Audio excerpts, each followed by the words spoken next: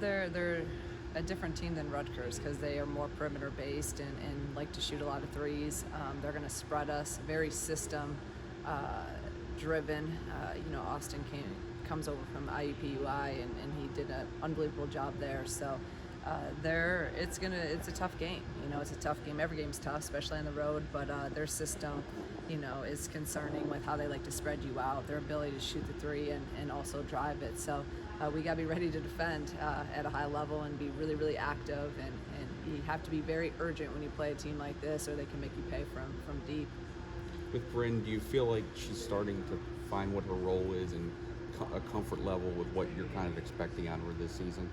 Yeah, I wouldn't say I find her role. I would just say kind of, essentially Bryn's a freshman. She didn't play that much last year. So I think she's just getting confident, every game, getting more confident in herself and really what we need from her. So I told her I want her to shoot more and she agreed with that. And, I was happy she got a lot of shots off last game at Rutgers. And I've seen her, hit three after three after three in practice, and she just needs a couple of them to go down in the game, and she has the ability to get hot and hit a lot of shots. And I also like that she's scoring not just from three, where last year at Dayton we utilized her more just on pick and pops, and I love her rebounding, her defensive intensity, and she's getting in the mix down low and scoring down there, which is really big for this team. Was that something that you had been talking to her about shooting more building into that game or just right before the game? Or has that just kind of been a constant discussion with her? It was just a discussion in our last individual meeting that we had, a few days leading into the last game. So, she knows it, and really all these guys know it. Like, they have the green light if you put the work in and you show that ability, then I want you to shoot the ball. So she understands it, and she's doing it. Full disclosure, I saw Genesis in the overhang here. Like, she's still got a big bump in front of her eye. Like, do you have to hold her back a little bit in practice just to make sure she's good? Yeah, today, she wanted to practice, and she came out and literally had her whole eye patched and goggles over it. And I'm like, she got shots up, and I'm like, this isn't worth you practicing right now. We need her available for Sunday. So I pulled her myself from that. And but she's tough. Like, she was gonna come out here and practice literally with a complete eye patch on one eye, and I'm like, I just don't want her to get hit blindsided because she can't see, and then we have bigger problems than that. So coaching college basketball, these days you got to build a roster from scratch just about every year, it seems like. So what was the formula for you starting in the summer to take these players and kind of stir them up and create a team out of them? Yeah, it was, obviously it's different now with the transfer portal. So we had the 5 kids that remained from last year, and then we kind of built from there of what we needed. And obviously I knew Makaira was coming, and then that kind of Genesis got in the transfer portal pretty early as well, her and Makaira. So we got them, and just kind of started building from there. But I know I've said it before, but I knew what those, obviously the kids that played for me, but then Genesis, I knew her game because I had recruited her before. So, I knew what she would bring. And then once they got on campus, it was about, trying to get them as tight as they can possibly be in terms of chemistry and relationships. Because I know, that's what matters. If they're not tight, if we don't have good chemistry, it does not matter what I run or what defense we play. Like, that was my main thing with them, is we got to get tight. We gotta get to a level where we trust and respect each other. And I give our kids a lot of credit because they were very intentional of that in the summer. So did you have a timetable where you felt you would be highly competitive? And are you ahead of that schedule, you think? Yeah, I said it all along. I think I said it in my initial press conference. I'm like, we'll be good when we're good, and I don't know when that is or what that looks like. So I didn't put any timetable on it. In my mind, like, all I know is to compete and prepare, and I want to win every single game. So that's kind of our mindset. I didn't know what that would look like. But I know how we were going to attack stuff and how we were going to prepare, and the mentality that I was going to instill in these guys was we're playing to win. I don't care who we have out there, we're playing to win. I know you talked about the buy-in that you got here, but to hear Kendall talk about the importance of the details and stuff that's kind of really fundamental to your program, how much of that is, I guess, music to your ears to hear some of those 5 holdovers, buy into that and dive into that as much as they have to get to where you're at? I think you're right. I think that's why, maybe we are here right now and have some of the wins that we have because of their buy-in. So I give them credit for trusting us and listening and I've said it many times, but they didn't have to do that. Some people want to try to fight it or they want to be stubborn with it, and they were just from the start. They're like, okay, like coachable and wanting to know.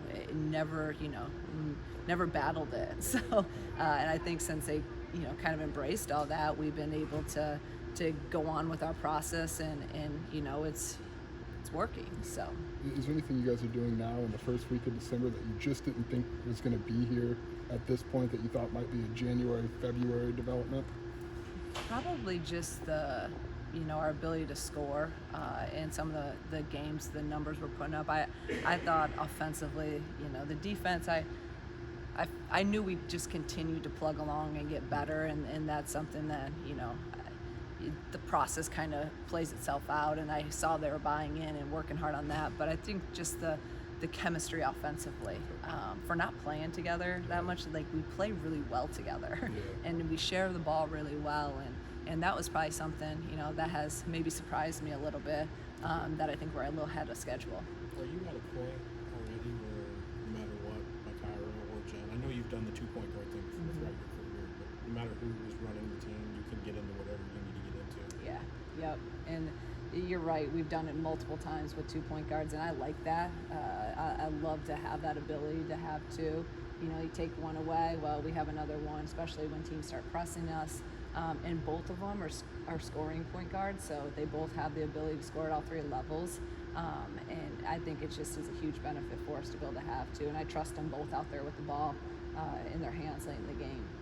How unique of a time of year is it too, with finals kind of ending? You get maybe a little bit more time, some different practice times, some different practice schedules, maybe a little bit more of an ability to work on different things. Yeah, I think it'll be good for us. Like, I'm trying to cram in a lot of stuff in a practice, and I don't like to go longer than 2 hours in a practice. And we've had this past week, probably 2 weeks, we've had some practices that have been a little bit over 2 hours. And I also have to be mindful that we're not the deepest team, like we're a pretty tight 7, 8, that play a majority of the minutes. So I got to start, looking at ways to still get in a lot of stuff and work on stuff, but lower some of the high volume reps for some of our guys that are playing a lot of minutes. This team seems to have some toughness about them too. Is that something that was in the players, or is it something you had to instill in the group? I think that's a mixture, right? Like, I think, it's not like I came in and just like all of a sudden you're tough, but I think that you have to demand certain things, and I think that how a leader is also kind of can rub off on some of their mindset. So they have toughness in them, and I'm constantly, to probably I know I annoy them with it, but I'm constantly demanding and on them about being tough, being gritty, doing all the little things. Like, that is what I want our identity to be. Like, that's, for me, the best compliment you can give our team is that we're tough or we're disciplined. Like, that's music to my ears. How much does just the personality and demeanor of McIver Cook play into that and help instill that? Yeah, she's a really tough kid too, and she's also pretty even keel and doesn't get too high or low. Now she plays with a lot of passion, which I love, but to have that from your leader, the person with the ball in their hands a lot, you need that type of guard, and I think both of our point guards have that toughness quality to them, and that sets the tone for the rest of our team. Did you instantly know that Ryan was going to be a great fit for Kendall with her skill set and what she wants to do? Yeah, and I also, we had recruited Kendall too, so there was a previous relationship with that, which I think helps a lot. Ryan was the lead recruiter on her, when we were at Dayton and recruiting her, so he knew her, he knew her family really well. He worked really, really hard to try to get her to Dayton. So I think that having that that initial relationship, and then with the way he teaches, and I knew it would, I knew it would work really well. Hopefully I can phrase this in a way that makes sense, but how much do you use, there's such a barometer, could change year over year, be it the net, the record, as a barometer of progress versus I don't want to keep talking about where this program was before I got here. Does that make sense? Yeah. I mean, it is what it is, right? Like, again, where I'm worried about right now, and I really don't care, I also think you have to, you know, there is some substance to it, right? And what our players are doing and how they've really come into this season. I mean, you know, and again, I don't let my mind work like that because I'm so in the moment and in the process, and I think I can get to that maybe later. But like, if I were to take a step back and look at it from that, you know, broad view, I'm like, okay, like this is, you know, we've done some things, but I'm trying to I don't think like that because I have to keep my blinders on because I've got to be in the present, in the moment, and be where our feet are, and I want our players to do that, but I also want them, like, no matter if it's here or any other program, every win, I tell them, like, you need to be proud of it, you need to celebrate it, and then tomorrow, win or lose, we move on, and we're preparing for the next one. But it's hard to win college basketball games. It is really, really hard. So every win that we get, I want them to be happy about it, and winning's fun. Like, so I want them to enjoy those moments, but never get too high or too low, if that makes sense. Keys to the game against Butler for your team? No, we got to take care of the basketball. We got to rebound, obviously, and then we got to guard the three-point line. We got to be able to guard the three-point line and be able to keep people in front of us as well. We can't run them off the line and now because they're either three-point shooters or straight-line drivers. So really our closeouts are going to be, and the discipline of our closeouts are going to set the tone for this game. All good.